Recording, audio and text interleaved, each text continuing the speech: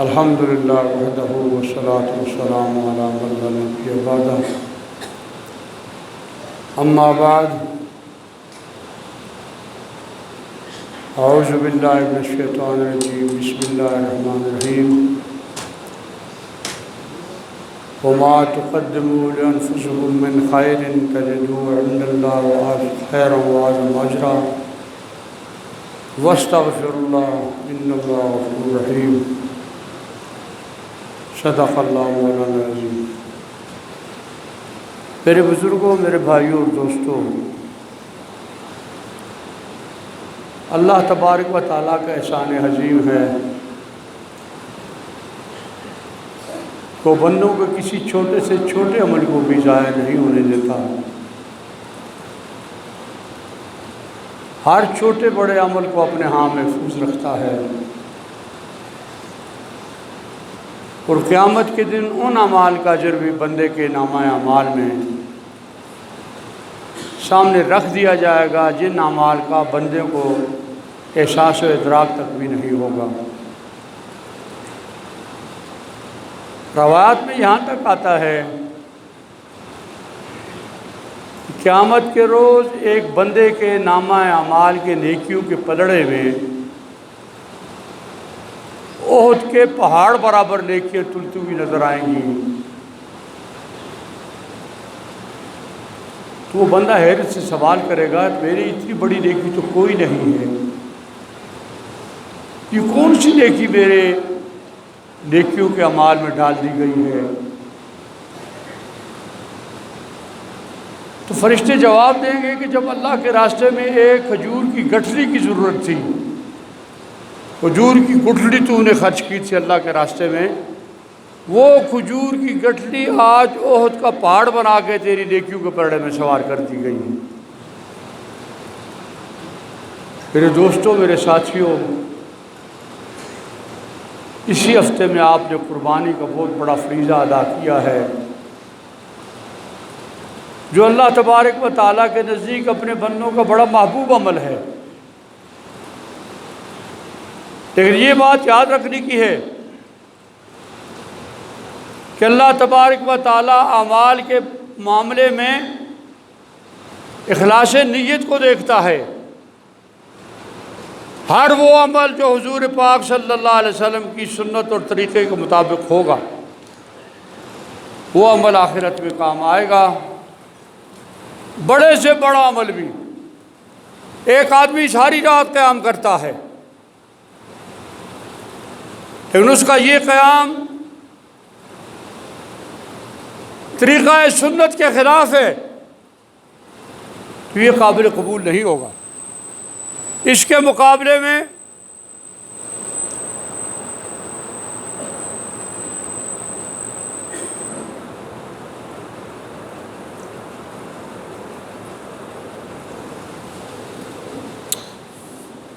ایک آدمی دوپہر کا کھانا کھانے کے بعد حضور کی سنت سمجھ کے تھوڑی دیر کے لیے سو جاتا ہے، آرام کرتا ہے، قیلولہ، یہ حضور کی سنت ہے۔ ایک آدمی حضور کی سنت سمجھ کے تھوڑی دیر کے لیے سو جاتا ہے، اس سونے والے کو اس قیام اللیل والے سے زیادہ ثواب ملے گا۔ جس کا قیام اللیل سنت کے مطابق نہیں ہے، اس کے مقابلے میں دوپہر کا کھانا کھا کر سونے والے کو حضور کی سنت کے مطابق زیادہ ثواب ملے گا۔ اعمال کے اثر روح حضور پاک صلی اللہ علیہ وسلم کے طریقے کے مطابق ہے۔ لوگوں نے قربانیاں کی، شہروں میں بڑے بڑی جانور قربان کیے ہیں، لاکھوں کی قیمت کے، کروڑوں کی قیمت کے لوگوں نے جانور قربان کیے ہیں۔ لیکن اصل بات یہ ہے کہ ان قربانیوں میں اللہ تبارک و تعالیٰ کی رضا مطلوب و مقصود تھی، بہت بڑا عمل ہے۔ میں نے اس دوران آپ کو بتایا تھا کہ حضور پاک صلی اللہ علیہ وسلم نے ارشاد فرمایا کہ قربانی کے جانور کے بال کے بدلے، ہر بال کے بدلے اللہ تبارک و تعالیٰ قربانی کرنے والے کے نامہ اعمال میں ایک نیکی درج فرمائے گا۔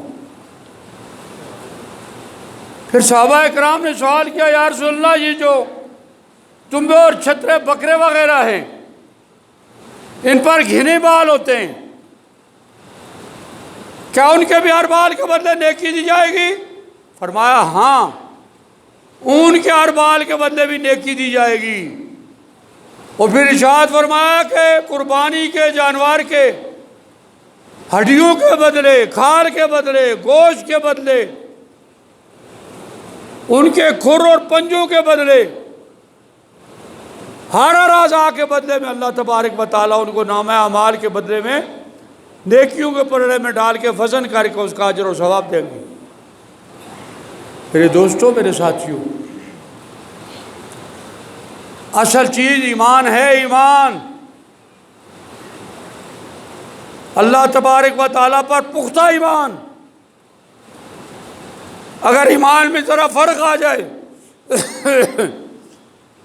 اگر ایمان میں ذرا فرق آ جائے تو بڑے سے بڑا عمل جو ہے وہ ضائع ہو جاتا ہے، اس کی کوئی وقت اور کوئی قیمت اللہ کا نہیں رہتی۔ اور ایمان خالص کے ساتھ چھوٹا سا عمل بھی کر دیا جائے، چھوٹا سا عمل بھی اللہ کی رضا کے لیے کر دیا جائے اور اللہ کا قبول ہو جائے تو آدمی کی مغفرت اور بخشش کا ذریعہ بن جاتا ہے۔ اس لیے اپنے عقیدوں پر، اپنے نظریات پر، اپنے ارادوں اور نیتوں پر عمل کرنے سے پہلے یہ بات سختی سے اپنے ذہن میں رکھو کہ یہ عمل میں خدا کی رضا کے لیے کر رہا ہوں۔ جب عمل میں کسی اور کی کسادت آ جائے، کسی اور کی ملاوٹ آ جائے، کھوٹ آ جائے تو عمل ضائع ہو جاتا ہے۔ وَمَا تُقَدِّمُوا لِأَنفُسِكُم مِّنْ خَيْرٍ، کوئی نیکی تم آگے بھیجو گے تجدوہ عند اللہ وخیرا وَأَعْظَمَ أَجْرًا، تم اللہ کے پاس اس کو اپنے کیے سے زیادہ اجر کے اعتبار سے اللہ کا اس کو موجود پاؤ گے۔ آج میرے دوستوں اور میرے ساتھیوں، علم و آگہی کا زمانہ ہے، آج تو روشنی کا دور ہے۔ پرانا جہالت کا زمانہ تھا، لوگ قبروں پہ سجدے کرتے تھے، آج بھی ہے پنجاب اور سندھ کے دیہاتوں میں لوگ قبروں پہ چڑھاوے چڑھاتے ہیں، لوگ قبروں کی منتیں کرتے ہیں، جھنڈے گاڑتے ہیں قبروں پہ۔ یہ ساری چیزیں شرک کے مترادف ہیں، یہ اللہ کی صفات میں، اللہ کی ذات میں، اللہ کے معاملات میں شرک کے مترادف ہیں۔ اور ان اللہ لا یغفر ان یشرک بہ ویغفر ما دون ذلک لمن یشاء، شرک ایک ایسا گناہ ہے، اللہ کے ساتھ کسی کو شریک کرنا عبادت میں، یہ اتنا بڑا گناہ ہے کہ اللہ پاک نے ارشاد فرمایا کہ اس کو میں کبھی معاف نہیں کروں گا، بغیر توبہ کے، بغیر توبہ کے شرک معاف نہیں ہوگا۔ بلکہ حضور پاک صلی اللہ علیہ وسلم ارشاد عالی ہے کہ اللہ تبارک و تعالیٰ قیامت کے دن جب بندے خدا کے حضور پیش ہوں گے تو اللہ تبارک و تعالیٰ بخشش کا فیصلہ فرماتے جائیں گے۔ اللہ نے فرمایا، اللہ تبارک و تعالیٰ کا ارشاد عالی ہے کہ قیامت کے دن میری رحمت میرے غضب پہ غالب آ جائے گی۔ اللہ فرمائے گا جاؤ جنت میں، جاؤ جاؤ جنت میں داخل ہو جاؤ، جنت میں داخل، حتیٰ جال حجاب، حضور نے فرمایا جہاں تک کہ حجاب آ جائے گا، درمیان میں پردہ آ جائے گا۔ جب تک پردہ نہیں آئے گا اللہ لوگوں کو جنت میں بھیجتے جائیں گے۔ حضرات صحابہ کرام نے سوال کیا، یا رسول اللہ مل حجاب یا رسول اللہ، یہ حجاب کیا ہے یا رسول اللہ؟ تو حضور نے فرمایا شرک، جب تک مشرک نہیں آئے گا اللہ تبارک و تعالیٰ لوگوں کو جنت میں، جب مشرک آئے گا تو اللہ فرمائے کہ اس کو جہنم ملے گا، یعنی جہنم میں جانے کا سلسلہ مشرک سے شروع ہوگا۔ اس لیے شرک فی الصفات، اللہ کی صفات میں کسی کو شریک کرنے سے اپنے ایمان کو خالص رکھو، بچا کر رکھو۔ اللہ وحدہ لا شریک ہے، یہ قربانی اللہ کے نام کی ہے، منت اللہ کے نام کی ہے، نیاز اللہ کے نام کی ہے، دیگ اللہ کے نام کی ہے، بکرا اللہ کے نام کا ہے۔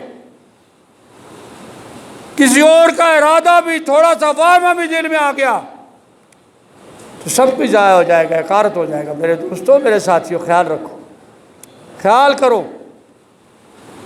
تم سارا قرآن مجید پڑھ کے جانور کو ذبح کرو، جانور حلال نہیں ہوگا۔ سورہ یاسین پڑھ کے حلال کرو، جانور حلال نہیں ہوگا۔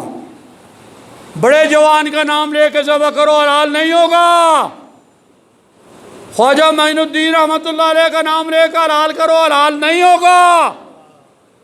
حلال جب ہوگا کہ بسم اللہ اللہ اکبر کہہ کے چھری پھیرے گو تو حلال ہوگا۔ بسم اللہ اللہ اکبر کہے بغیر کسی جانور پر چھری پھیرے گو وہ حلال نہیں ہوگا۔ وہ اس طرح حرام ہوگا جس طرح سور کا گوشت حرام ہے۔ جانور کے گلے پہ چھری رکھتے ہی سب سے پہلے بسم اللہ اللہ اکبر، اور جب جانور کے گلے پہ چھری رکھتے ہو بسم اللہ اللہ اکبر کہا جاتا ہے تو میرے دوستوں اور میرے ساتھیوں، جانور پر ایسا وجد طاری ہوتا ہے کہ اس کے گلے پہ چھری پھر جاتی ہے، اس کو ذبح ہونے کا احساس ہی نہیں ہوتا، اس کے ذبح ہونے کا احساس ہی نہیں ہوتا۔ اللہ کے نام میں اتنی بڑی برکت ہے، اللہ کا نام لے کے جانور کے گلے پہ چھری رکھو، جب حلال ہوگا۔ آج لوگ بڑے جوان کے نام کی قربانی کرتے ہیں، 11ویں والے کے نام کی قربانی کرتے ہیں، خواجہ صاحب کے نام کی قربانی، ساری حرام مردار، ان کا کھانا بالکل جائز نہیں ہے۔ اور قربانی کرتے وقت میں نے پہلے ہی بتایا تھا، آج بھی یاد رکھو، قربانی میں 7 آدمی شریک ہوتے ہیں بڑے جانور میں، ان میں اگر کوئی قادیانی، ان میں اگر کوئی غالی قسم کا شیعہ جو صحابہ کرام امہات المومنین کو گالیاں بکتا ہو، ایسا شیعہ ان 7 آدمیوں میں شریک ہو جائے قربانی کے جانور میں، مرزائی شریک ہو جائے، قربانی حلال نہیں ہوتی۔ قربانی کے 7 شریکوں میں نمازی، صحیح العقیدہ، صحیح مسلمان 7 آدمی ہوں، پھر قربانی ٹھیک ٹھاک ہوتی ہے۔ ان باتوں کا خیال رکھا کرو، ان اعمال کا خیال رکھو، ان کو چھوٹا نہ سمجھو، یہ بڑے اعمال ہیں۔ تو قربانی ہو گئی، آئندہ قریب اس بات کا لحاظ اور پاس رکھو۔ قربانی بہت بڑا عمل ہے۔ میں نے بتایا آپ کو نا کہ اللہ تبارک و تعالیٰ کے نبی نے فرمایا کہ ذی الحجہ کی 10ویں تاریخ کو قربانی کے جانور کے خون گرانے سے اللہ تبارک و تعالیٰ کے نزدیک کوئی عمل اس سے زیادہ بڑا عمل نہیں ہے۔ سب سے بڑا عمل اللہ تبارک و تعالیٰ کے نزدیک یہ ہے کہ قربانی کے جانور کا خون بہایا جائے۔ ان احب الاعمال یوم النحر اراق الدم، قربانی کے جانور کا خون گرانا اللہ کے نزدیک سب سے بڑا نیک عمل ہے۔ تو میرے دوستوں اور میرے ساتھیوں، اعمال کی ادائیگی میں سنت رسول کی پاسداری کا لحاظ رکھا کرو، نمازوں میں وضو کی احتیاط کرو۔ حضور پاک صلی اللہ علیہ وسلم کو ایک مرتبہ صبح کی نماز میں اشکال لگا، حضور صلی اللہ علیہ وسلم کو متشابہ لگا، حضور نے نماز مکمل کی تو ارشاد فرمایا کہ تم وضو میں احتیاط نہیں کرتے ہو، اس کا اثر مجھ پہ پڑتا ہے، امام پہ پڑتا ہے، وضو اچھی طرح کیا کرو، احتیاط سے وضو کیا کرو، اچھی طرح وضو کرو گے نماز کا پورا نور تمہیں حاصل ہوگا اور امام کو نماز کی ادائیگی میں آسانی ہوگی اور نماز کے انوارات پوری جماعت کو حاصل ہوں گے۔ کپڑوں کی پاکی ناپاکی کا لحاظ رکھا کرو، اور بہتر یہ ہے کہ مسجد کے اندر داخل ہوتے وقت خوشبو لگا کے آؤ تاکہ ساتھ والے نمازیوں کو تمہارے آنے سے پسینے کی سڑاند اور پسینے کی ہلکی سی بو سے تکلیف نہ ہو۔ اور یہاں تک فرمایا کہ مسجد میں آنے سے پہلے بوری اور پیاز کا استعمال نہ کیا کرو، اس سے جب ڈکار آئے تو اس سے ہلکی سی سڑاند آتی ہے۔ اتنی احتیاط فرمائی مسجدوں میں آنے سے پہلے، اور فرشتوں کو تکلیف ہوتی ہے اس سے، ان چیزوں سے فرشتوں کو تکلیف ہوتی ہے۔ تو ہر عمل میں حضور پاک صلی اللہ علیہ وسلم کی سنت کو اپنے لیے حرز جام بناؤ۔ اعمال کی قبولیت کے لیے حضور پاک صلی اللہ علیہ وسلم کی سنتوں پر عمل کرنا انتہائی ضروری ہے۔ سنت کو ترک کر کے جو اعمال کیے جائیں گے ان کا پورا بدلہ میرے دوستوں نہیں ملے گا۔ اعمال کی جان حضور پاک صلی اللہ علیہ وسلم کی سنتیں ہیں، سنت کے مطابق عمل کرو گے تو اعمال میں جان آئے گی۔ آج ہمارے اعمال کے صلہ کیوں نہیں ملتا ہمیں؟ آج ہم نمازیں پڑھتے ہیں لیکن ہماری آنکھ برا دیکھتی ہے، ہمارے کان برا سنتے ہیں۔ ان الصلاۃ تنہی عن الفحشاء والمنکر، ان الصلاۃ تنہی عن الفحشاء والمنکر، اللہ نے فرمایا نماز بے حیائی اور برائی کی باتوں سے روکتی ہے۔ ہم نماز پڑھتے ہیں برا دیکھتے ہیں، ہم نماز پڑھتے ہیں برا سنتے ہیں، ہماری نماز کیوں نہیں روکتی؟ اس لیے کہ ہماری نماز میں جان نہیں ہے، ہماری نماز کے اندر روح نہیں ہے۔ نماز کے اندر روح پیدا کرو، اور روح پیدا ہوگی حضور پاک صلی اللہ علیہ وسلم کی سنت مبارکہ پر عمل کرنے سے۔ اللہ پاک مجھے بھی توفیق عطا فرمائے، آپ کو بھی توفیق عطا فرمائے۔ ان چیزوں کا پاس اور لحاظ رکھو، اہتمام کرو۔ اللہ پاک ساری مشکلات آسان فرمائے۔ چٹے مجھے دے دی۔